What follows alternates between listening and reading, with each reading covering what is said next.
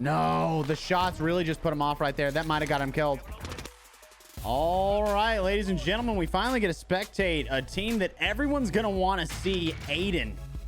Question is, what is he thinking at this moment? We just got a fire sale in the customs. We got Aydan, Myapo, and Colors. Rocking a C58, an AK-47 as their mains. OTS is going to be the main across the board, and another AK-47. So let's check out Aydan here.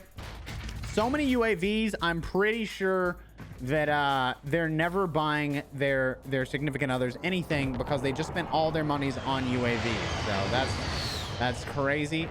That is crazy. They're popping shots. They're playing calm, and they're sitting near these UAVs, and they just keep popping over and over and over. And that's what you're going to see is them just keep popping. And you can tell, obviously, it's going to be pretty helpful in this situation. I would like to remind everyone the tournament rules here. For those of you that don't know, there are additional, you know, exponential growth for placements. You get like 1.5 times for top 25, 1.8 for top 5, or no, 1.5 for top 15, 1.8 for top 5, and for first place you get a 2.2 multiplier. So playing for placement, you're going to see in this is going to be a big deal. Got a full team pushing up here. Colors pushed back. Aydan gonna need to take a little bit of cover, so he takes the building behind. He realized that he was ego challenging, and he can't do that with pro players, so obviously he is gonna put himself in a better situation here than he was in before. And good shots right there, shooting through the door because the door is easy to be shot through. Tons and tons going on right now. Clusters going out. We've got another UAV on Aydan if need be. A really good play here to just be chilling, but it looks like getting pushed from another side. Colors gets the knock. Fantastic snapshot grenade. Another player in the back side, and then another person on the left-hand side near Myapo. I don't believe we got a team wipe here, so they're gonna have to push in. The person inside the building is going up top. They're absolutely terrified because they realize what team it is, and that's kind of what happens when you run up against players like Aydan. When you run up against players like Tommy, you're terrified. It's hard to not be terrified because you know that these are the best players in the game. These are the players that are dropping kills all the time, and everyone's like, oh my god, they use Cronus Max, they cheat. No, you hop into a tournament like this and you can see the difference between these players and regular players. You know, like I can drop 20s, this man can drop 60s. That is a whole different ball game. All with an AK-47, all on controller. I'm pretty sure. I could be lying to you. Myapo or Colors could be not on controller, but I'm fairly certain they're all on controller, which again is it's gonna be a big deal in these tournaments because you can see the difference. Like even with hit registration, no matter what kind of monitor that you're using or anything like that, with hit registration, what you'll see is controllers. The way aim assist works is it'll put you where you need to actually be hitting the player, even if it's not actually on target. As every once in a while, you'll notice that it's putting you like a little bit ahead or a little bit behind, whatever it may be, because it's where the server is registering. So that's how aim assist works. It's not putting you in a place where it's incorrect. And look at how these guys push up a little bit separate, but in a situation, I don't know why he didn't just push that. That's insane. Going against Barton here. Sensei swish him. Looks like Aydan's gone down here, but they do all have self-revive. So a push on Myapo's part would really save some lives here. Aydan goes down. Barton's team taking the kill on Aydan and Colors.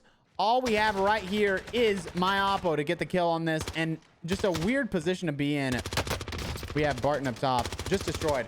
Congratulations, Barton. Fantastic teamwork right there. Barton, one of the best players that you'll see. Definitely an underdog in these tournaments, even though he is ridiculously good at the game. A lot of these times, like you'll see players like Barton come up, get these kills on these players because they're the underdog. You know, they go in, they're excited to be here and hit these crazy plays. And that's what they'll do every time. Colors loses in the gulag. I think Aydan also lost in the gulag, so it's all up to Myapo to win in his gulag. Oh, it's Aydan. Just kidding. It's all up to Aydan to win in his gulag. Literally a one burst kill. I could not imagine being the player on the other end of that. It was Bread. Oh, poor Bread, man, dude. That sucks. All right.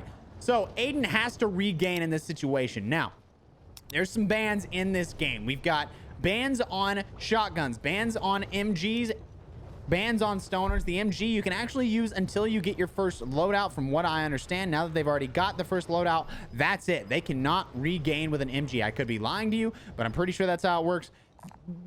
It's really confusing. It is. So you end up in a situation where it's like, what can I regain with? What am I supposed to regain with right here? So Aydan probably going to push somewhere that he's got a little bit of cover. He might go for a free kill on that character. Maybe not. We'll see what happens here. Looks like that character is going to the edge of the map looking for a regain themselves. They go straight down. I don't think we'll see Aydan push down because it wouldn't make sense in this situation. Now, there are 22 teams left. It looks like that player that was coming down is now getting shot at from behind where Aydan's at. But there's a whole other team just camping in that building. And camping in a tournament like this, not a bad play. Don't think for a half a second that this is a bad play to camp, because you are playing for placement. So if in a situation like that, you have to stay alive, you can't. You don't push anything like that. That's frustrating. See, he's already got his first loadout, so he knows not to pick up the MG, which is kind of crazy that he has to play it like that. But it makes sense, you know. Once everybody's got their first loadout, there's absolutely no reason that you should be having to get an MG. So it just makes it difficult. That's why, like, having bans on ground loot, it sucks. But when you're in a situation where Ravens, you know, release these guns and they are so unbelievably broken, and they put it as ground loot because it's like, yeah, go ahead and use it. Like, that's crazy to me. Aydan destroyed. Good shots by Zepti here. We got Faze Bloo, who I accidentally killed earlier with a shotgun. Yeah, that happened. And they were actually downed. It wasn't like I actually killed them. I didn't kill them. They were downed already, so I never got a kill from it, but I lost one single point for that, so that kind of sucked. But it is what it is. We got people sitting in the building right here marked by Luvi. Literally, imagine going from watching Aydan to someone in Faze. That's crazy. So Zepti pushing in here. Let's see what Faze Blue's got. He makes noise. Tons going on. Blue's gonna have to hop out here. The other two players push in. The ego challenge brought a victory. Luvi's got enough money for a buyback here. Where is the nearest buy? So the nearest buy is gonna be over here, over here, over here, or over here.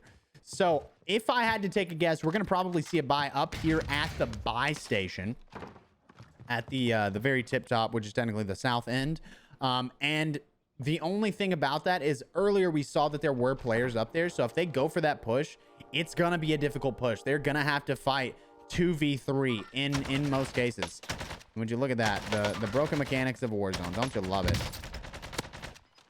Where you just shoot a wall. You can mount on it and also shoot the wall. That's crazy. That is crazy. Faze Blue looking to see if he catches anyone coming in behind. Looks like he's good from behind. Will they go for the res up top? I think they probably will. I think Blue should probably grab $500 no matter what from Luvi. That would probably be the play. That way, no matter what, they can get the buy. But in a situation like this, it's just so close that you're probably not thinking about it. So Luvi's probably like, you know what? I'll just go ahead and do it. I'll get the buy. And that's the way they're going to have to play. Now, they do have durable gas masks. You'll probably see them go out right here just to push up. There it is, the $500. Just in case one of them dies, someone has to get bought back, which is why you're going to see Faze Blue get that $500 from Luvi. So we got two going up right here. We know that there's people that are possibly watching this. Uh-oh. They're trying to keep quiet. They need to hit that buy. They need to just go ahead and hit that buy. Got Zepti, and that's what you see coming out of controller players. Just easy buys right there. Can't be missing buys when you're on controller. Great shots. One more player. Luvi gets the kill. Dang, that's tough. That is tough. And if you can see, no ghost is allowed, so it shows every single player that is nearby. UAVs are going to be massive in this tournament. Sadly, we've literally got none the whole tournament, which is crazy. But you can see every single team is going to be converging over here. We've got a team with a truck sitting right here. This player probably got a sniper, and they're going to be chilling backside, keeping their cover. But right there, might be able to catch him. Do they take the shot? Probably not. It would not be smart to take that shot. And the ego right there may get this team killed. Just the ego challenge right there for absolutely no reason is probably why you'll see this team die. Giving away your position when you should be rotating the edge, pushing in right there, that's going to get you in a tough spot. It looks like this team's fighting. If they're going to push in, now is the time to push in. Because they're going to have 3 separate teams on the right-hand side. And they've got 2 in front of them. But those teams in front of them are fighting. Let's see. Ooh, it pushes over to them. They end up with circle, which is a great thing for them. Since they didn't push up. They got a little lucky on this one. Lucky pull. It looks like we've got other people over there.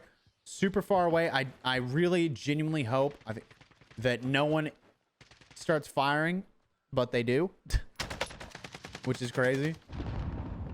And they know good and well they're in a situation where they can get shot from the right. So I don't know if this is really the play because it's just such a tough spot to be in. They're playing C4, which is also kind of crazy because I will say we're in a situation where Berthas in this game are not banned, right? So because of that, Berthas are going to push up, so they have to be able to hold C4. And that's why you'll see stuff like that is people just need to be able to drop that C4 as quickly as possible. Faze Bloo getting shot from the right. And again, this is what I was saying is that ego challenge on the people on the left is probably what gets them killed. Now, there is a person on the back right, which could be detrimental. We need to see Louvy right here. Louvy, I think, got the player or the player got killed. One or the other. These guys knowing they have to push down. We got a guy on the left hand or a full team left hand side. Louvy pushing in solo for a second, holding the wall, making sure we wait for the teammate, which is just such a smart play. Now realizing we've got another team on the right. Could be easy kills, but goes for Barton. Goes for the clean because those late elimination points are massive. If they can get one more team out, they get another bump in points. So what we're probably going to see is a person inside the building on the right. I don't think they realize it. So I think we'll see Louvy maybe get shot from inside the building. Check this. Like I said, someone's inside the building, just waiting it out. They all just got their placement points for top 5. Question is, who is going to be the victor right here? Louvy pushes in. Double push. Fantastic kill. Louvy needs to go for the res on Blue.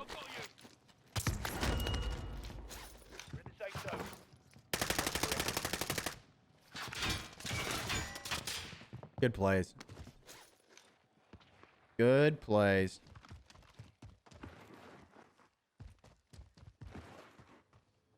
Gonna probably have another team on the back right. I think they just saw him, maybe. I could be lying to you. Yep, on the loadout. Great shots by Blue right there. And it's a 2v3 situation. They don't have enough money for a buyback, sadly, and that's okay. This 2v3 is gonna be a little tight. All 3 gonna be on the vehicle.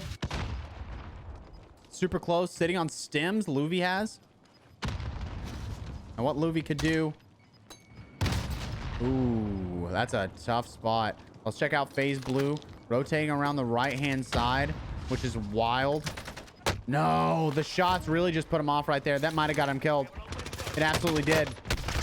Faze Bloo died right there just because he took those ego shots, and that is where playing position and playing your life is huge. Playing for kills can get you killed, and that is tough. Go for the free kill. Go for the free kill. That's a free kill. That's a free point. They can't win the game, but they got the free point. And that's all that matters right there. And that was a fantastic opportunity for a free point. I mean, G freaking G, baby. G freaking G. That was insane, actually.